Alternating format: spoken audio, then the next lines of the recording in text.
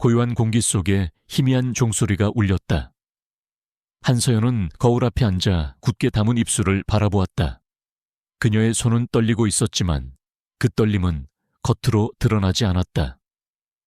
오늘 그녀는 한서연으로서의 삶을 끝내고 이가 리자의 며느리가 되어야 했다.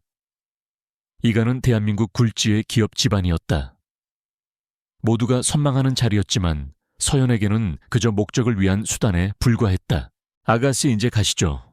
나이든 여인의 목소리가 차분하게 들려왔다. 서연은 고개를 끄덕였다.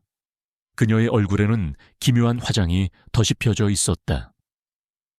잿빛의 파운데이션은 그녀의 원래 피부색을 감추었고 왼쪽 뺨에는 붉은색 물감으로 섬뜩한 흉터를 그려 넣었다. 그녀의 진짜 얼굴은 이 10여 년간 지리산 깊은 곳에서만 간직해온 비밀이었다. 아름답다는 말로는 부족할 만큼 완벽한 그 얼굴은 그녀의 삶을 지옥으로 만들 뻔했던 과거의 상처였다. 결혼식장은 화려함 그 자체였다. 수많은 귀빈들이 참석했고 번쩍이는 샹들리에 아래 사람들의 웃음소리가 울려 퍼졌다. 서연은 낯선 풍경에 눈을 감았다. 그녀의 목적은 단 하나 그를 찾는 것이었다. 10여 년 전 화마 속에서 그녀를 구해준 소년. 그의 얼굴은 희미했지만 그 따뜻한 손길만큼은 생생하게 남아있었다. 이 결혼은 지리산 은둔지에서 벗어나 그를 찾아 세상으로 나올 수 있는 유일한 방법이었다. 한가, 한지아와 이가, 리지아의 정략 결혼. 그저 구실일 뿐이었다. 신부 입장, 사회자의 우렁찬 목소리가 울리고 모두의 시선이 그녀에게 집중되었다. 서연은 고개를 숙였다. 그녀의 흉측한 흉터를 보며 사람들이 속삭였다. 저게 그 한서연이래. 아니, 진짜 끔찍하게 생겼네. 이가의 둘째 도련님 이지훈이 불쌍하다. 서연은 아무렇지 않은 척 걸어갔다. 그녀의 표정은 마치 돌처럼 굳어 있었다. 하지만 그녀의 심장은 천천히 그리고 아프게 뛰고 있었다. 그녀는 사람들의 시선과 수군거림이 익숙했다. 그녀는 늘 그런 시선 속에서 살아왔다. 가면을 쓰고 진짜 자신을 숨긴 채. 하지만 오늘만큼은 달랐다. 그녀가 쓴 가면은 그녀의 진짜 얼굴이 아니라 그녀가 만들어낸 거짓된 흉터였다. 신랑인 이지훈은 단상에 서서 그녀를 기다리고 있었다. 그의 얼굴에는 경멸과 짜증이 노골적으로 드러나 있었다. 그가 그녀의 손을 잡으려던 순간 그는 흠칫하며 손을 거두었다. 정말 저런 흉측한 괴물과 결혼해야 한다니. 그의 목소리가 귓가에 들려왔다. 서연은 미동도 하지 않았다. 그녀의 계획대로였다. 아버지, 저는 이 결혼을 할 수 없습니다. 제 평생을 저런 여자와 살 수는 없어요. 이지훈의 목소리가 터져 나왔다. 식장은 순식간에 술렁였다. 이가 리자의 회장인 이 회장은 얼굴이 불그락푸르락해졌다. 이 녀석이 지금 무슨 짓이냐. 저는 차라리 평생 혼자 살겠습니다. 한서연, 당신도 이 결혼이 마음에 들지 않지 않습니까? 이지훈의 말에 서연은 천천히 고개를 들었다. 그녀의 눈은 어떤 감정도 담고 있지 않았다. 도련님께서도 저와 같은 마음이시네요. 저도 이 결혼을 원치 않습니다. 서연의 담담한 목소리에 모두가 놀랐다. 그녀가 거절할 것이라고는 아무도 예상하지 못했다. 잘 됐군. 나설 필요도 없게 됐으니. 서연의 아버지 한 회장이 차가운 목소리로 말했다. 그는 서연을 그저 집안의 명예를 위한 도구로 여길 뿐이었다. 그에게 서연은 실패한 사업을 다시 일으킬 투자금을 가져다 줄 존재, 그 이상도 이하도 아니었다. 그때였다. 잠깐, 나지막하지만 단호한 목소리가 울렸다. 그 목소리는 모든 사람들의 이목을 집중시켰다. 이민준이었다. 이가의 장남이자 이가그룹을 실질적으로 이끌고 있는 젊은 총수. 그는 단상 아래에서 천천히 걸어 올라왔다. 그의 존재는 마치 차가운 겨울 바람 같았다. 날카롭고 단호하며 그 누구도 거스를 수 없는 위압감이 느껴졌다. 그는 서연의 옆에 섰다. 서연은 그의 눈을 쳐다보았다. 그의 눈은 깊은 호수 같았다. 그 안에 무엇이 담겨 있는지 알 수 없었다. 제가 한서연 씨와 결혼하겠습니다. 그의 한마디에 식장은 정적에 휩싸였다. 모두가 숨을 죽였다. 이 회장은 놀라움에 말을 잇지 못했다. 민준아, 네가 지금 무슨 소리? 아버지, 저의 평생 난치병을 아시지 않습니까? 결혼은커녕 언제 죽을지도 모르는 몸입니다. 저는 한서연 씨와 결혼함으로써 더 이상 다른 이와의 정략 결혼을 피하고 싶습니다. 그리고 제가 이 결혼을 함으로써 이가의 명예를 지킬 수 있지 않겠습니까? 그의 말은 논리적이고 빈틈이 없었다. 그는 이 결혼이 이가의 명예를 지키고 자신의 평온한 삶을 유지하기 위한 최선의 선택이라고 말했다. 한서연 씨, 저와 결혼해 주시겠습니까? 이민주는 서연을 똑바로 쳐다보았다. 그의 눈빛은 묻고 있었다. 서연은 천천히 고개를 끄덕였다. 그녀의 입술에는 미소가 떠올랐다. 그녀의 계획이 완벽하게 성공하는 순간이었다. 이민준의 오피스텔은 고요했다. 창밖으로는 서울의 야경이 반짝였지만 그 빛은 오피스텔 내부의 차가운 공기를 뚫지 못했다. 한서연은 소파에 앉아 그가 건넨 차를 마셨다. 차는 따뜻했지만 그녀의 마음은 여전히 얼어붙어 있었다. 결혼 축하합니다, 한서연 씨. 그의 목소리가 낯설게 들렸다. 그녀는 고개를 들어 그를 바라보았다. 그는 넥타이를 느슨하게 풀고 있었다. 그의 얼굴은 조각상처럼 완벽했지만 어딘가 모르게 지쳐 보였다. 이건 단순한 거래입니다. 우리는 서로에게 필요한 것을 얻는 거죠. 당신은 저를 통해 이가로부터 자유를 얻고 저는 당신을 통해 이 병의 고통에서 벗어나고 싶습니다. 그의 말은 차갑고 단호했다. 그는 감정을 배제한 채 오직 현실적인 이익만을 이야기했다. 마치 거대한 기업 거래를 성사시키는 사업가처럼 서연은 고개를 끄덕였다.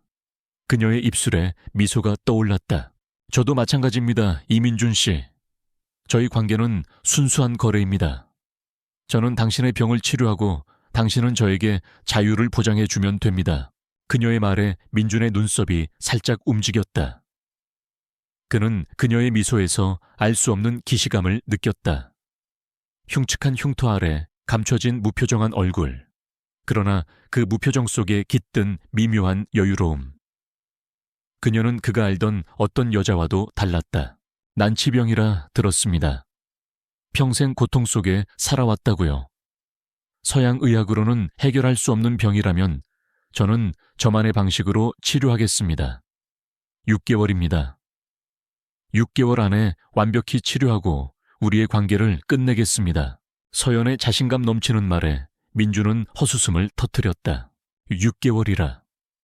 저를 치료하겠다던 용하다는 의사들은 모두 당신보다 더 긴 시간을 이야기했죠.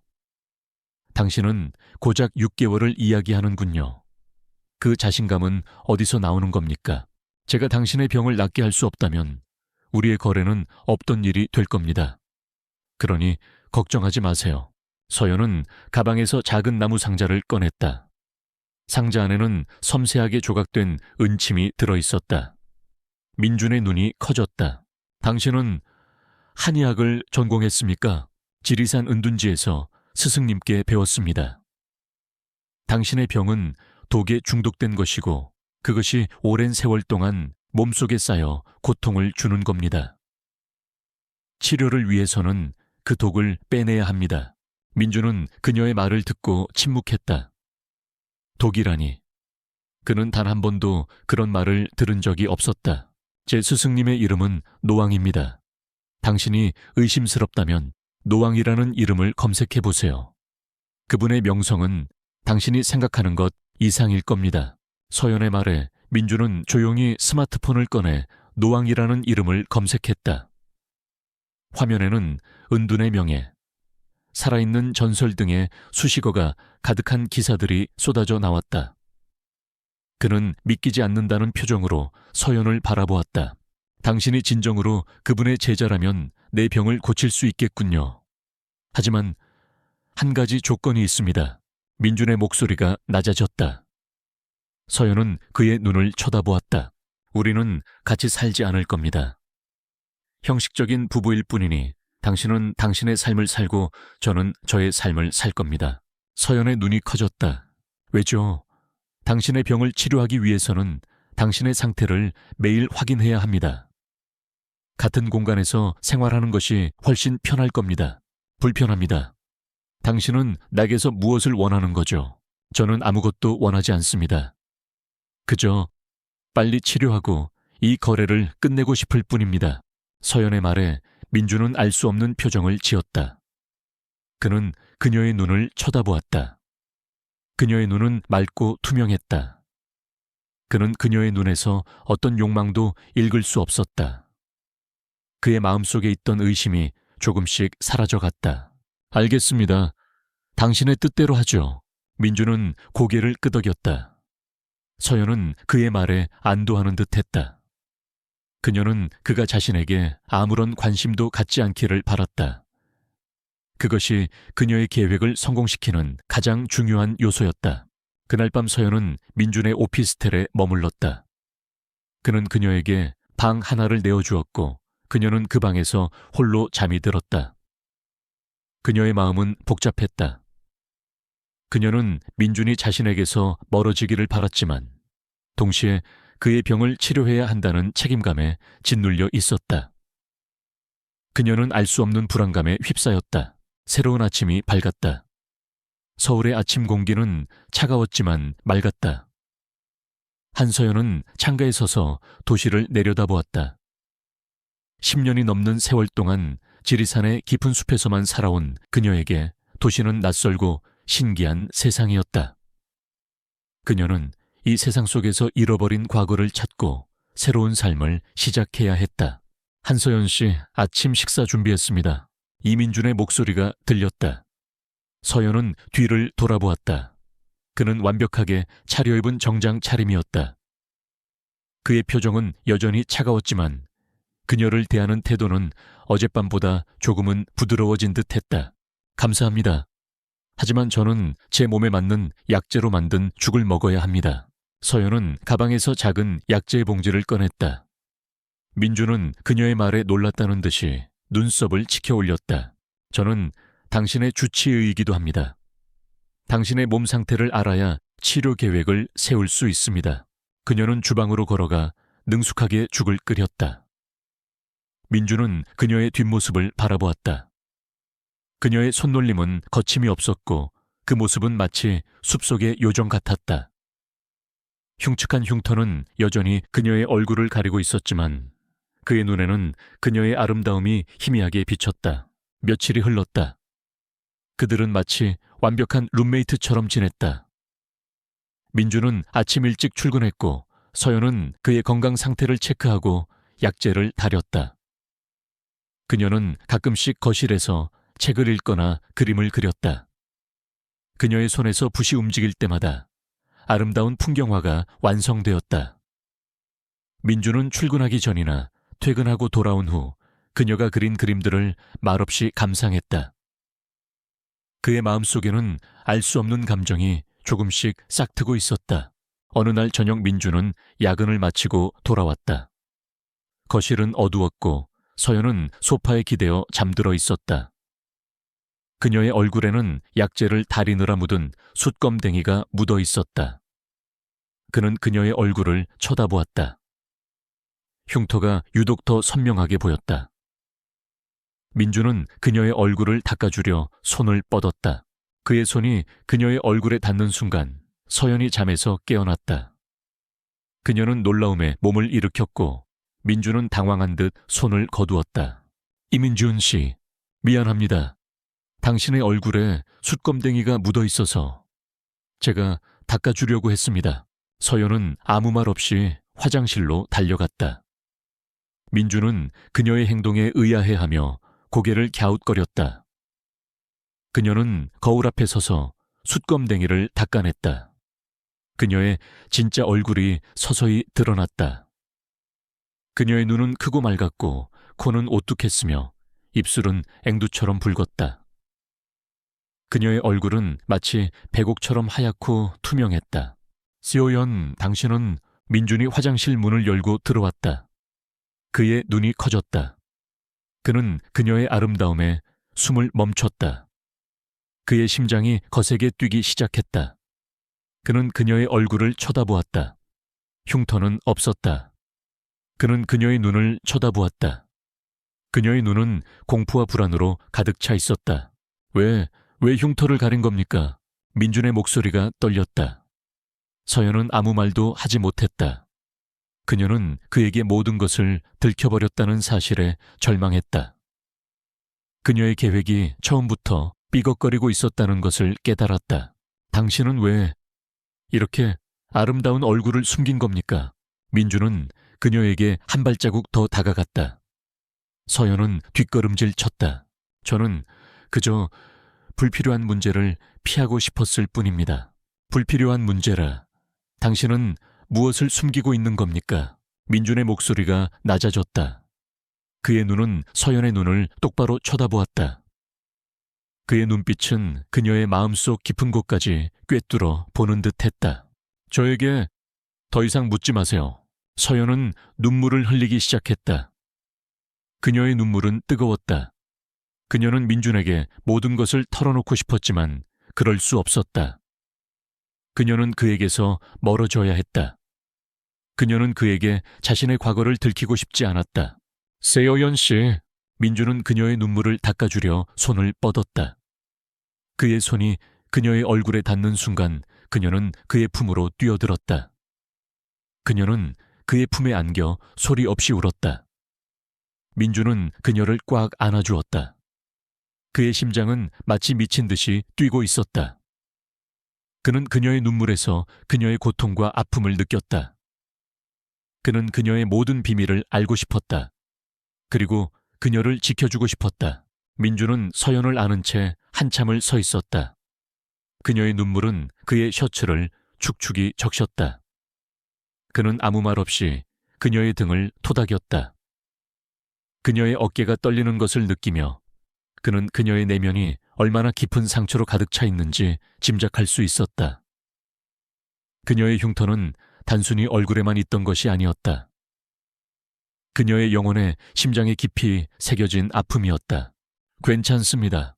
서연은 천천히 그의 품에서 떨어져 나왔다. 그녀의 눈은 여전히 붉었지만 그녀의 표정은 다시 평정을 되찾았다. 그녀는 그에게서 멀어지려 했지만 민주는 그녀의 손을 잡았다. 그의 손은 따뜻하고 강했다. 당신의 아픔을 모두 알 수는 없지만 혼자 감당하지 마세요. 이제 우리는 부부입니다.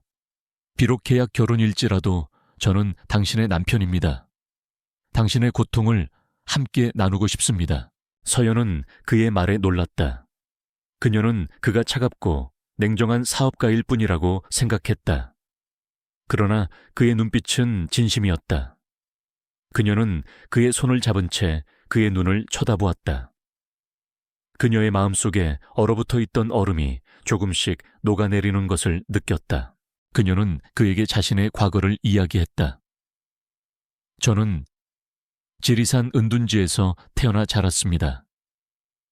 제 스승님은 저를 산속에서 키우셨습니다.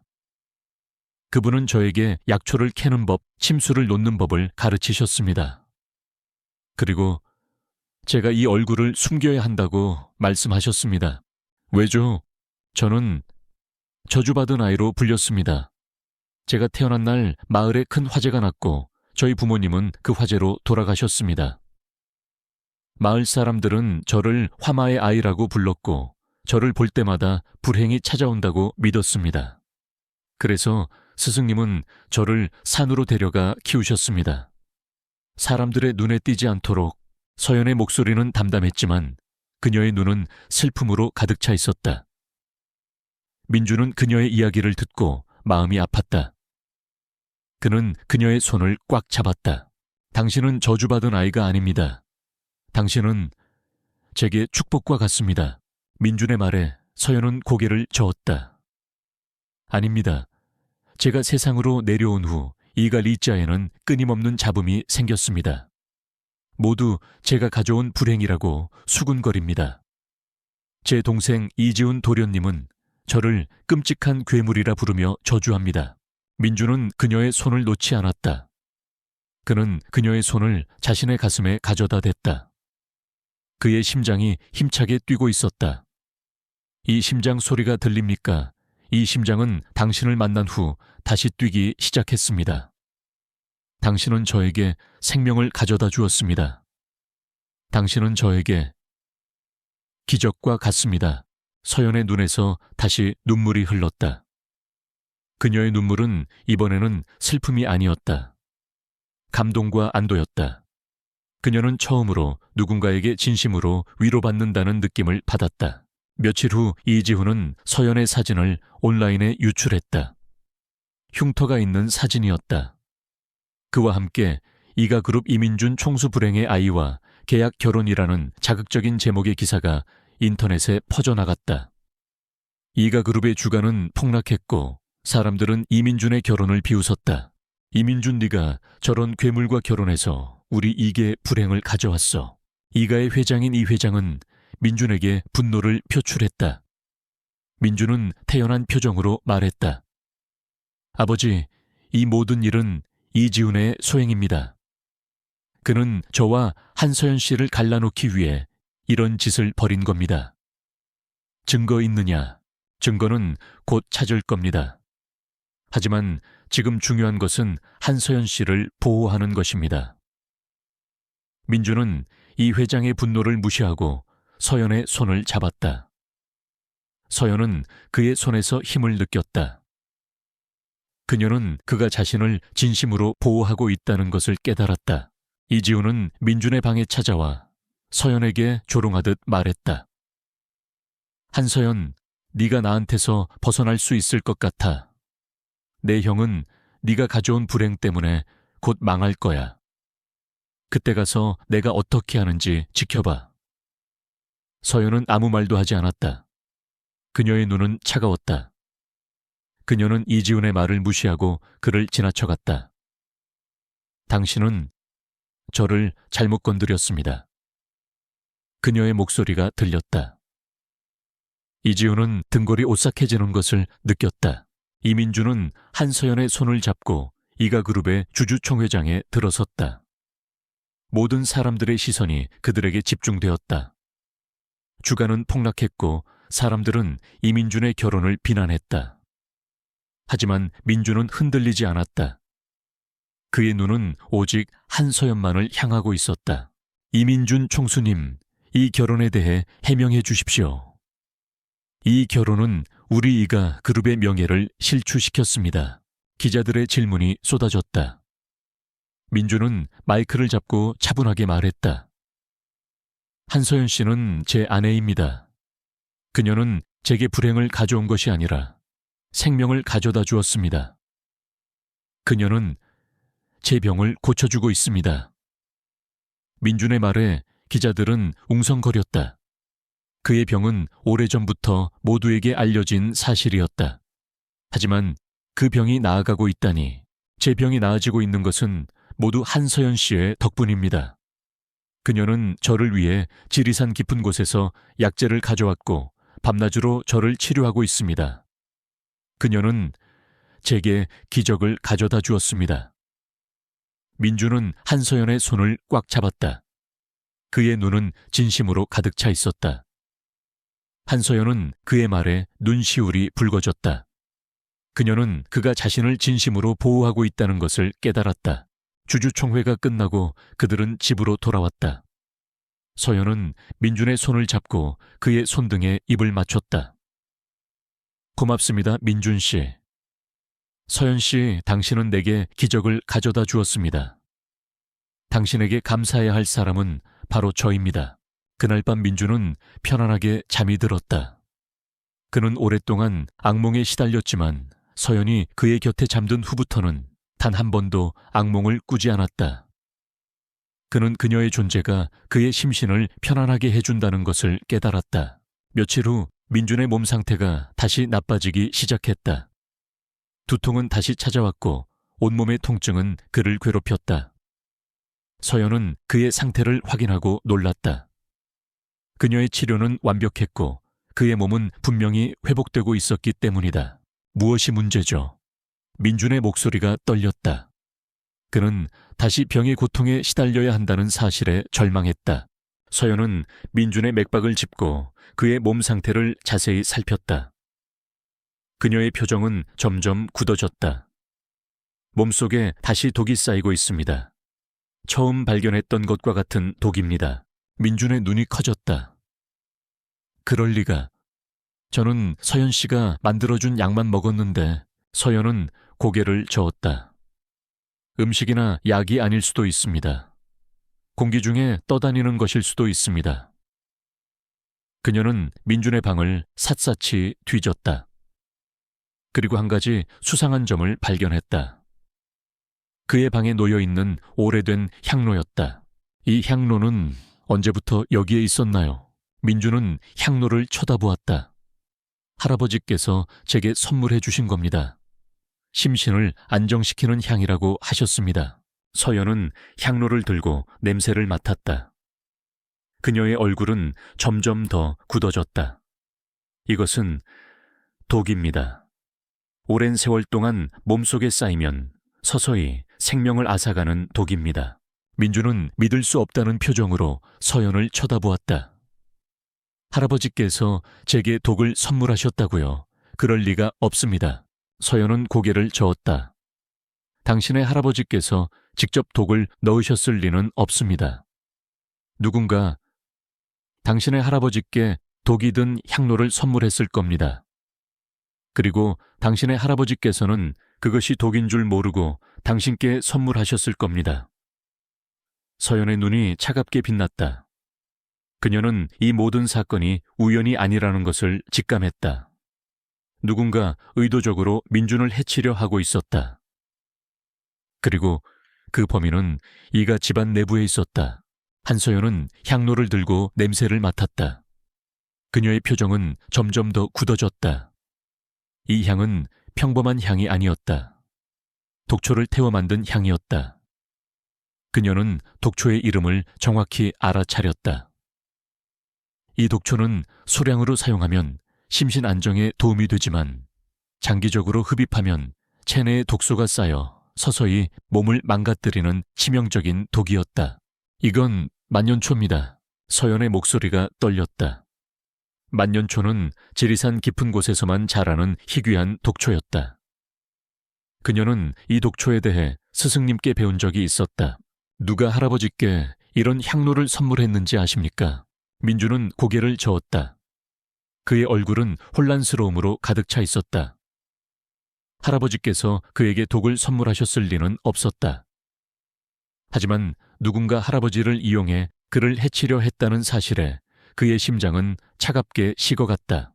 이 향로는 할아버지께서 가장 아끼는 향로입니다. 할아버지께서는 매일 아침 저녁으로 이 향을 피우십니다.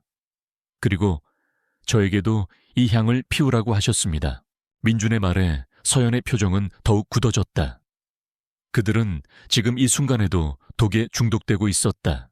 지금 당장 이 향로를 버리세요. 그리고 할아버지께 이 향로를 누가 선물했는지 물어보세요. 민준은 그녀의 말에 향로를 들고 밖으로 나갔다. 그는 이 모든 상황이 믿기지 않았다. 그는 누군가 자신을 해치려 한다는 사실에 분노와 배신감을 느꼈다. 다음날 이 회장의 비서인 김비서가 이민준의 방에 찾아왔다. 그의 손에는 작은 봉투가 들려 있었다. 총수님, 이 향로는 어르신께서 가장 아끼시는 향로입니다. 총수님께서 함부로 버리시면 안 됩니다. 김비서의 목소리는 차분했지만 그의 눈은 불안함으로 가득 차 있었다.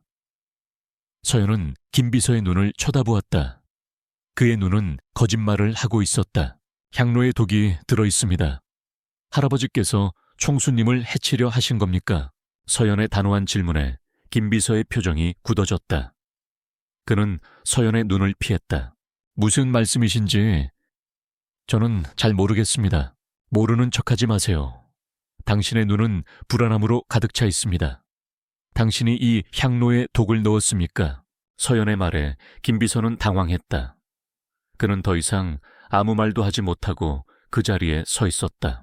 그때 이지훈이 방에 들어왔다. 그의 얼굴에는 조롱하는 듯한 미소가 떠올랐다. 형님, 이 여자가 또 무슨 헛소리를 하고 있는 겁니까? 김비서는 우리 집안의 충실한 하인입니다. 형님을 해치려 할 리가 없어요. 서연은 이지훈을 쳐다보았다. 그녀의 눈은 차가웠다. 그럼 당신이 이 향로에 독을 넣었습니까? 당신은 저주받은 괴물이라 불리는 저를 원망하고 이가 그룹의 후계자가 되고 싶어서 형님을 해치려 한 겁니까? 서연의 질문에 이지훈의 얼굴이 굳어졌다. 그는 아무 말도 하지 못했다. 그의 침묵은 곧 대답이었다. 내가 한 짓이구나. 민준의 목소리가 차갑게 들렸다. 그의 눈은 분노로 이글거렸다.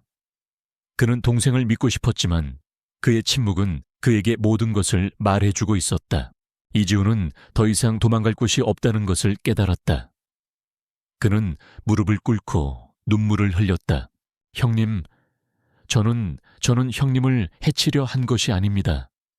저는 그저 형님이 너무 부러웠을 뿐입니다.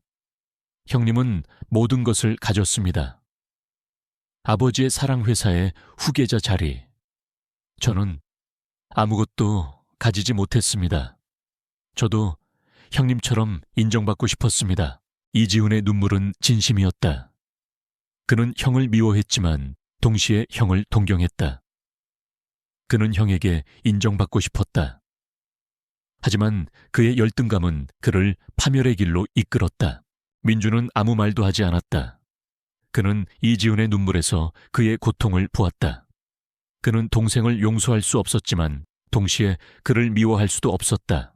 이민주는 이지훈을 용서할 수 없었지만 그를 미워할 수도 없었다. 그는 이지훈을 방에 가두고 조용히 문을 닫았다. 이민주는 한숨을 쉬었다. 그의 마음은 혼란스러움으로 가득 차 있었다. 그는 이 모든 일이 믿기지 않았다. 가족이 그를 해치려 했다는 사실이 그를 가장 아프게 했다. 민준 씨, 괜찮으세요? 한서연은 그의 손을 잡았다.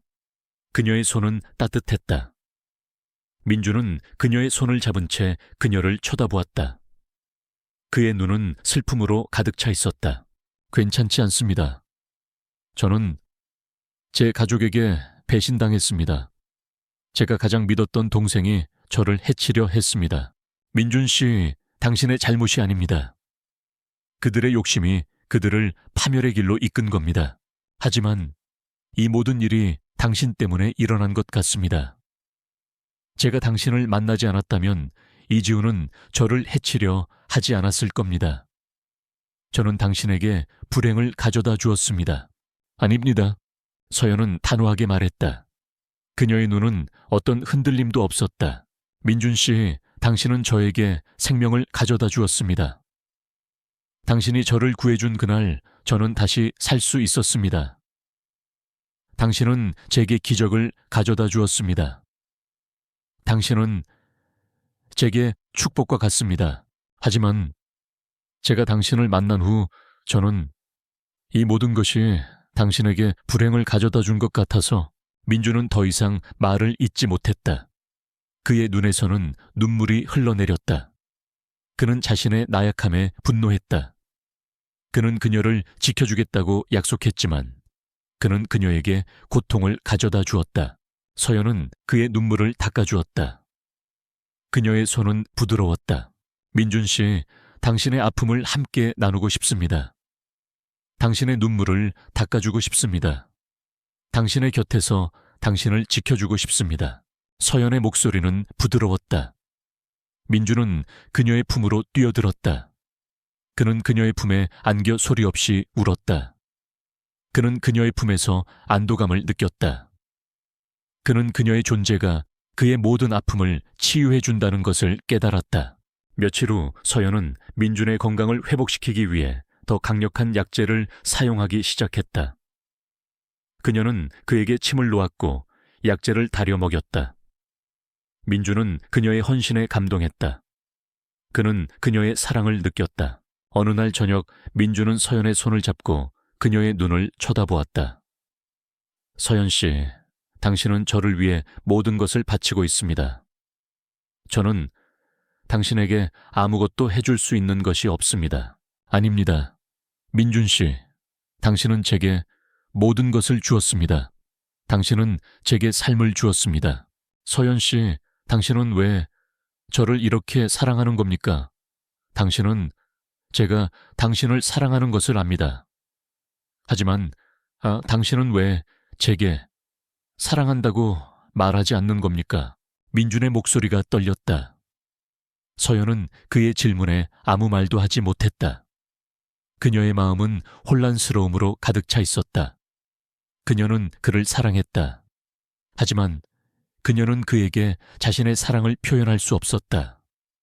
그녀는 자신이 저주받은 아이라는 사실을 잊을 수 없었다. 저는 저주받은 아이입니다. 제가 사랑하는 사람은 모두 불행해졌습니다.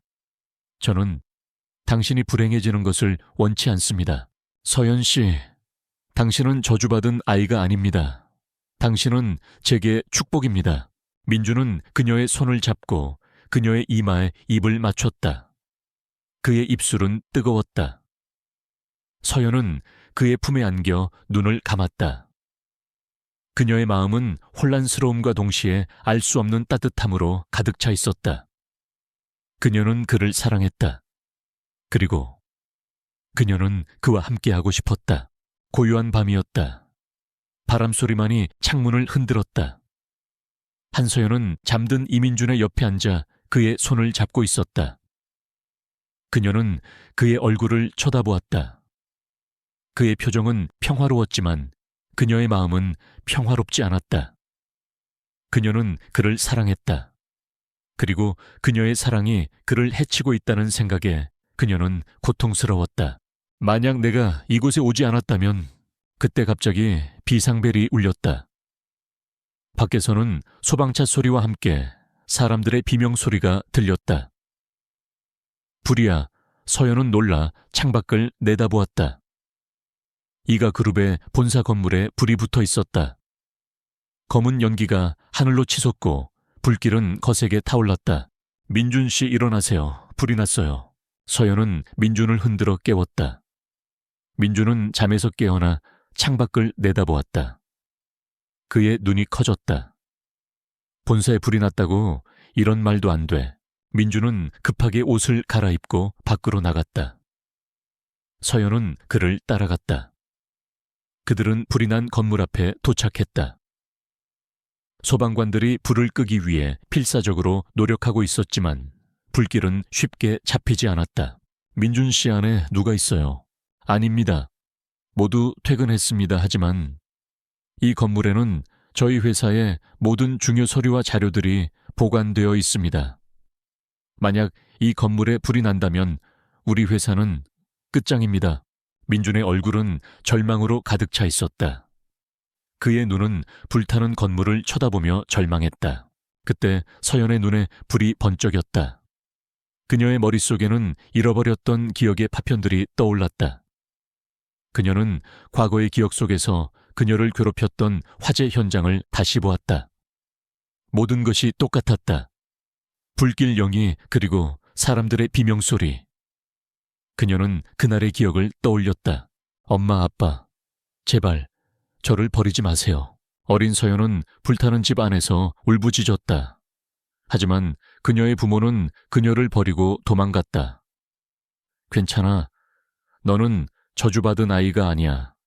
내 부모님은 널 버리지 않았어. 그들은 널 지키기 위해. 어린 서연의 귓가에 누군가의 목소리가 들려왔다. 그 목소리는 그녀에게 용기를 주었고 그녀는 그 목소리에 이끌려 밖으로 나왔다. 그리고 그녀는 그 소년을 만났다. 그녀의 눈에 비친 소년의 얼굴은 민준과 똑같았다. 민준 씨, 서연은 민준의 이름을 불렀다. 민준은 그녀의 목소리에 고개를 돌렸다. 그의 눈에는 희망이 없었다. 민준 씨, 당신이 저를 구해줬군요. 당신이 제 부모님 대신 저를 구해줬군요. 서연의 눈에서 눈물이 흘렀다. 민주는 그녀의 말에 놀랐다. 그는 그녀의 손을 잡았다. 서연 씨, 무슨 소리? 당신이 말하는 그 소녀는 제가 아닙니다. 아닙니다. 민준 씨, 당신이 맞습니다. 당신의 목소리, 당신의 눈. 당신은 저를 구해줬습니다. 당신은 제 부모님보다 저를 더 사랑했습니다. 서연은 민준의 품에 안겨 울었다.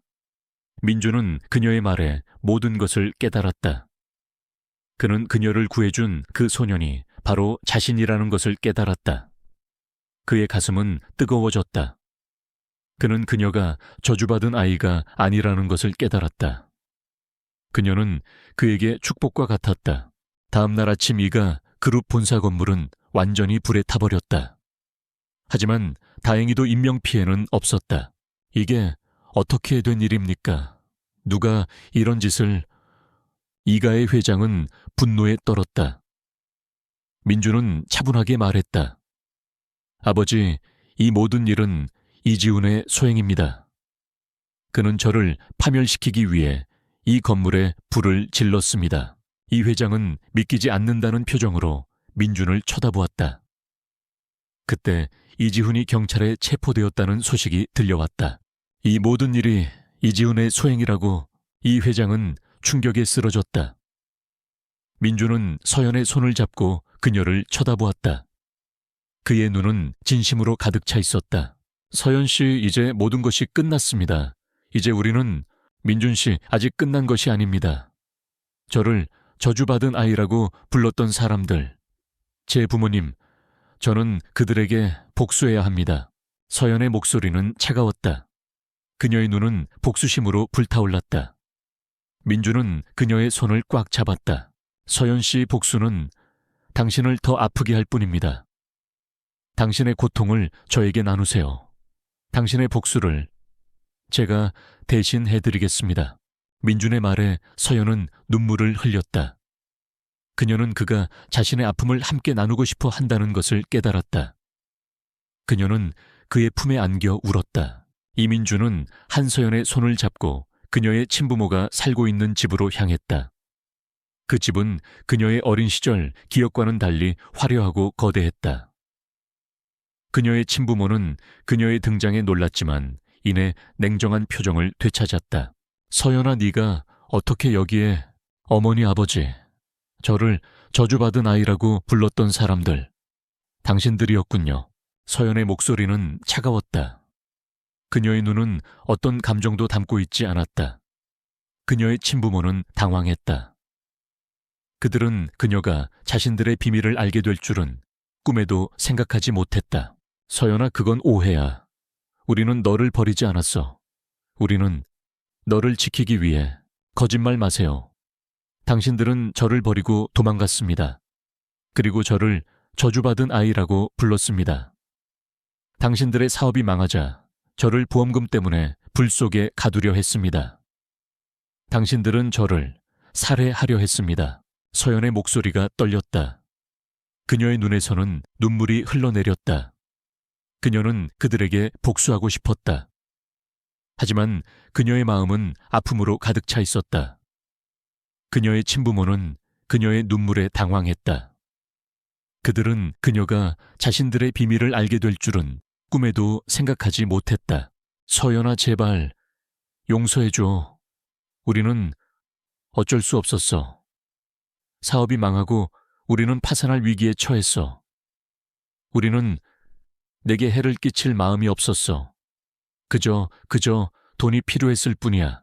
돈 때문에 당신들의 딸을 불 속에 가두려 했다고요. 당신들은 사람이 아닙니다. 서연은 그들을 용서할 수 없었다.